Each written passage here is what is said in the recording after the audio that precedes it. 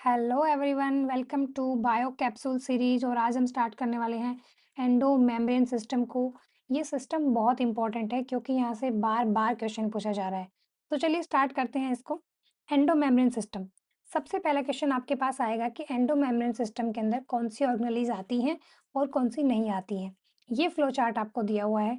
तो यही हमें बता रहा है कि एंडो मेम्ब्रेन सिस्टम के अंदर ईआर आता है, गोल्जी बॉडी आती है, लाइसोसोम आता है, वैक्यूल आता है।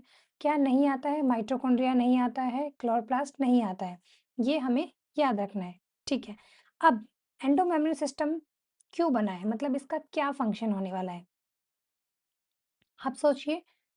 एंडो मेम्ब्रेन सिस्टम, देखिए कोई भी सिस्टम जब बनता है तो वो किसी पर्पज को फुलफिल करने के लिए बनता है। तो एंडो मेम्ब्रेन सिस्टम अगर सेल ने बनाया है तो उसका एक पर्पज है। पर्पज क्या है? पहला, प्रोटीन को बनवाना। दूसरा, उसको उसकी सही लोकेशन पे भिजवाना। तो ईआर का काम होता है प्रोटीन बनवाना। ईआर में क्योंकि राइबोसोम्स होते हैं तो वहाँ पे प्रोटीन बनता है। और गोल्जी का काम होता है उसको टैग करना, उस पे एक एड्रेस टैग लगाना कि आपको प्लाज्मा मेम्ब्रेन पे जाना है, आपको सेल के बाहर जाना है, आपको सेल के अंदर रहना है। तो गोल्जी क्या करता है? उसकी टैगिंग करता है बेसिकली, है ना। फिर उसकी शॉर्टिंग करता है। शॉर्टिंग मतलब सेपरेशन करता है कि कहाँ किसको जाना है। उसकी पैकेजिंग करता है, उसमें कुछ मॉडिफिकेशन करता है। फिर जो चीज़ें सेल के लिए वेस्ट हो जाती हैं, उन चीज़ों को तोड़-फोड़ करने के लिए क्या होता है? लाइसोसोम होता है। क्योंकि वहाँ पे कुछ ऐसे एंजाइम्स होते हैं, जो कार्बोहाइड्रेट, प्रोटीन सब चीज़ों को क्या कर सकते हैं? डिसॉल्व कर सकते हैं, तोड़ सकते हैं। उसके बाद वैक्यूल, ये प्लांट सेल में बहुत इंपॉर्टेंट है क्योंकि वहाँ पे ये न्यूट्रिएंट को स्टोर करने के लिए, वाटर को स्टोर करने के लिए, सेल सैप को स्टोर करने के लिए, एंथोसायनिन जो पिगमेंट है उसको स्टोर करने के लिए बहुत इंपॉर्टेंट रोल प्ले करता है। टर्गर प्रेशर को भी मेंटेन करता है। तो वहाँ पे इसका इम्पोर्टेंट रोल है। चलिए स्टार्ट करते हैं हम अपना पहला topic, that is ER. ER के 2 पार्ट्स होते हैं। जहाँ पे आपको राइबोसोम दिख रहे हैं इसको हम क्या कहते हैं? Rough endoplasmic reticulum. और जहाँ पे आपको नहीं दिख रहे हैं इसको हम क्या कहते हैं? Smooth endoplasmic reticulum. अब आपसे ये तो कोई नहीं पूछेगा कि रफ और स्मूथ क्या होता है, क्योंकि ये तो बच्चों वाला क्वेश्चन हो गया। हमसे क्या पूछा जाएगा? हमसे पूछा जाएगा फंक्शंस। हमारे लिए इम्पोर्टेंट क्या है? फंक्शंस। तो हम उन्हीं पे फोकस करते हैं। देखिए, आरईआर के अंदर राइबोसोम होते हैं, ये तो सबको पता है। लेकिन आपको कन्फ्यूज़ किया जा सकता है कि एटीएस होते हैं या 70एस होते हैं, तो एटीएस राइबोसोम्स होते हैं, ठीक है?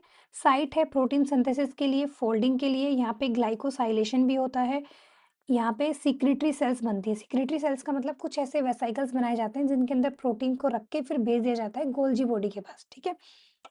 एसईआर क्या करता है? वहाँ पे कोई राइबोसोम नहीं होता है, लिपिड का सिंथेसिस होता है। मोस्ट इम्पोर्टेंट, कितनी बार ये लाइन मैंने देखी है पीवाईक्यूज़ के अंदर। तो लिपिड क्या करते हैं? फॉस्फोलिपिड बनवाते हैं, ठीक है? सॉरी, एसईआर क्या करते हैं? आपके फॉस्फोलिपिड बनवाते हैं। डिटॉक्सिफिकेशन करते हैं लीवर सेल के अंदर, और स्टेरॉइड हार्मोन को ऑब्वियसली लिपिड बनवा रहे हैं तो स्टेरॉइड हार्मोन तो बनवाएँगे ही। Nuclear envelope is continuous with the ER. देखो, ये तो हमें पता है कि ईआर, आप इस स्ट्रक्चर में देखो कि पहले न्यूक्लियस है, उससे कनेक्टेड होके ही क्या है? आपका आरईआर है। लेकिन न्यूक्लियर एनवेलप का भी कौन-सा साइड? Outer side. कौन-सा साइड? Outer side. तो ये आपको याद रखना है।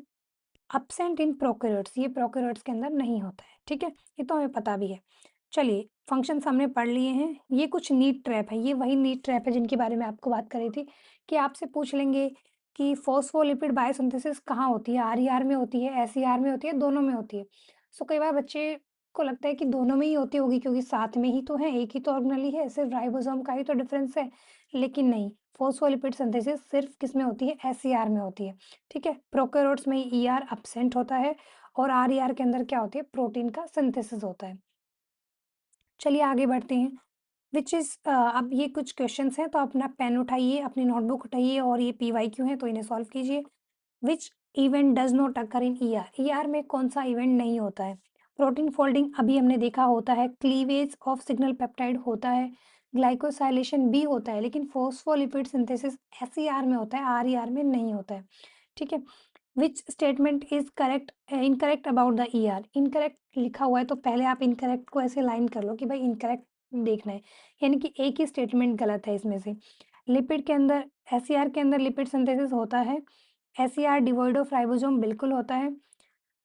एसईआर के अंदर आरईआर के अंदर राइबोसोम अटैच होते हैं। हाँ, आरईआर के अंदर राइबोसोम अटैच होते हैं, एसईआर के अंदर डिवॉइड होते हैं, सही बात है। In prokaryotes only are present नहीं, ये तो गलत बात है, प्रेजेंट नहीं होता, एब्सेंट होता है। सो ऐसे ही क्वेश्चंस आते हैं, कुछ और भी क्वेश्चंस हम लेंगे बाद में। चलिए गोल्जी एपरेटस पे चलते हैं। प्लांट्स के अंदर ये बहुत सिंपल होता है, इसको बोला जाता है डिक्टियोजोम, तो ये इसी का ही नाम है, नाम देख के कंफ्यूज नहीं होना है। सबसे पहले इसके डायग्राम पे आइए आप। तो यहाँ पे आपको ये छोटे-छोटे वेसिकल्स दिख रहे हैं, ये क्या हैं? ये कहाँ से आ रहे हैं? ये ईआर से आ रहे हैं, प्रोटीन को लेके ये ईआर से आ रहे हैं और इनको रिसीव कौन कर रहा है? इनको रिसीव कर रहा है सिस फेज, इसको रिसीव कौन कर रहा है? सिस फेज, इसको फॉर्मिंग फेज भी कहते हैं। उसके बाद यहाँ पे क्या होती है? यहाँ पे होती है इनकी टैगिंग, मॉडिफिकेशन, सॉर्टिंग, पैकेजिंग, ये कुछ भी वर्ड्स पेपर में लिखे आ सकते हैं। तो ये सारे वर्ड्स का मतलब आप इसमें ही समझो, एक ही समझो कि कोई भी प्रोटीन जब ईआर से आ रहा है तो उसको पैकिंग करनी है, उसको टैगिंग करनी है, उसको सॉर्टिंग करनी है, उसको नेमिंग करनी है। ये सब काम कहाँ पे हो रहे हैं? गोल्जी में हो रहे हैं, क्योंकि गोल्जी एक, जैसे मैं आपको एक छोटा-सा एग्ज़ाम्पल लेके बताती हूँ। जैसे आप कुछ भी ऑनलाइन खरीदते हो, ठीक है?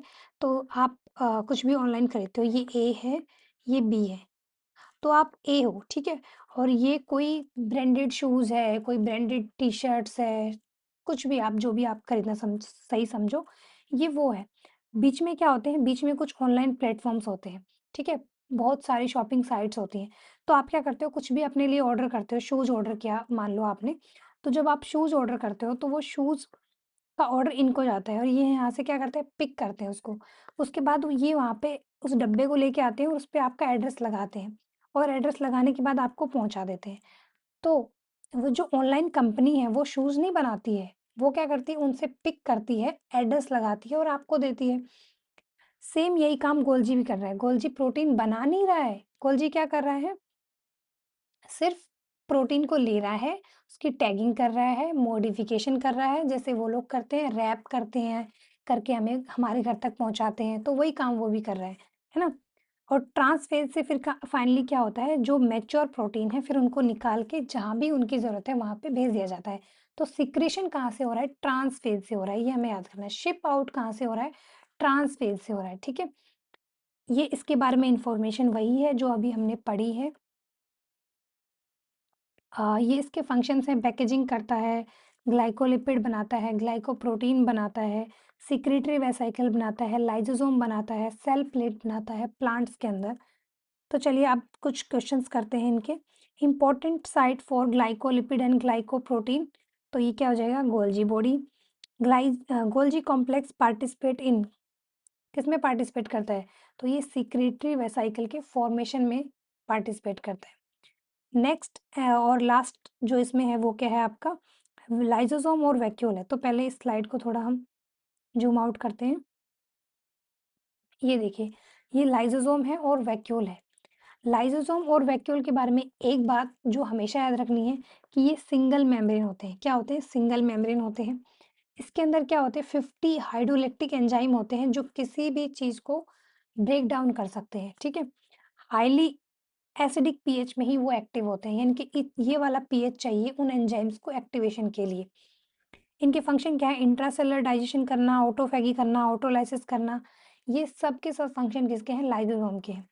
वहीं आप वैक्यूल को देखोगे तो वैक्यूल जो है वो 90% ऑफ वॉल्यूम लेता है किसी भी प्लांट सेल का, और उसका काम क्या है, cell sap, water, organic acids, mineral, anthocyanin, इन सबको क्या करना, अपने अंदर रखना, अपने अंदर स्टोर करना, तो ये स्टोर हाउस है, ठीक है? जैसे क्या होता है ना, हम अपना घर बहुत ब्यूटीफुली सजाते हैं, लेकिन एक कमरा ऐसा रखते हैं जिसके अंदर हम सब कुछ एक्स्ट्रा उसके अंदर भरते रहते हैं, भरते रहते हैं, भरते रहते हैं। फिर जब कोई गेस्ट हमारे घर आता है तो हम बोलते हैं नहीं, ये वाला कमरा तो हम बंद रखते हैं। तो ये वही वाला कमरा है जो बंद रहता है, क्योंकि इसके अंदर सब कुछ भरा रहता है। ये ट्रिगर प्रेशर को मेंटेन करता है, ऑस्मोटिक बैलेंस बना के रखता है ना? तो ऐसे याद करना चाहिए अपनी रियल लाइफ से कनेक्ट करके चीज़ों को। चलिए देख लेते हैं क्या-क्या आया हुआ है पेपर में। सिंगल मेम्ब्रेन बाउंड होते हैं, हमने पढ़ा अभी। इसके अंदर एंजाइम्स होते हैं, पीएच 4.5 यानी बहुत ज़्यादा एसिडिक होता है। ऑटोफैगी करते हैं ये सुसाइडल बैग्स, इनको हम बोलते हैं। वैक्यूल जो है वो क्या करता है, उसकी मेम्ब्रेन को हम टोनोप्लास्ट बोलते हैं, प्लांट्स के अंदर होता है। ये सब इनके अंदर स्टोरेज का काम करता है, ये हमने पढ़ लिया अभी। ओके, अब हम 2-3 क्वेश्चन हैं उनको भी ले लेते हैं। Which statement is not correct about the lysosome? Lysosome के बारे में क्या करेक्ट नहीं है, मतलब क्या इनकरेक्ट है, ये देखना है हमें। Formed by packaging of ER enzymatic activity uh, have hydrolytic enzyme, ये तो होता है। membrane bound structure भी है ये। enzyme activity under the acidic pH, ये भी है। formed by the packaging of ER, नहीं ER नहीं होगा यहाँ पे, क्या हो जाएगा, गोल्जी की पैकेजिंग की वजह से होता है। ER नहीं आएगा, पैकेजिंग वैसे भी ER करता ही नहीं है, ठीक है। ए सेल ऑर्गेनेली कंटेन हाइड्रोलैक्टिक एंजाइम, एक सेल ऑर्गेनेली जिसके अंदर हाइड्रोलैक्टिक एंजाइम होते हैं वो क्या है, वो लाइसोसोम है। Which cell organelle is enclosed by the cell membrane, single cell membrane. तो देखो माइटोकॉन्ड्रिया डबल है, न्यूक्लियस भी डबल है, क्लोरोप्लास्ट भी डबल है, तो सिंगल लाइसोसोम, जो सिंगल मेम्ब्रेन है वो कौन है, लाइसोसोम है, ठीक है। सो ये यहाँ पे हमारा एंडो मेम्ब्रेन सिस्टम खत्म होता है। इसमें 4 ऑर्गेनेलीज़ थी जो हमने पढ़ ली हैं। नेक्स्ट जो इसका सेशन होगा उसमें हम माइटोकॉन्ड्रिया, क्लोरोप्लास्ट, पेरोक्सिसोम और उसके साथ साइटोस्केलेटन और न्यूक्लियस, ये 5 टॉपिक कवर करेंगे। तो आपको ये सारे क्वेश्चन सॉल्व करने हैं। ये पीडीएफ जो है इसको रीड करना है और नेक्स्ट सेशन को देखना है। चलिए, थैंक यू।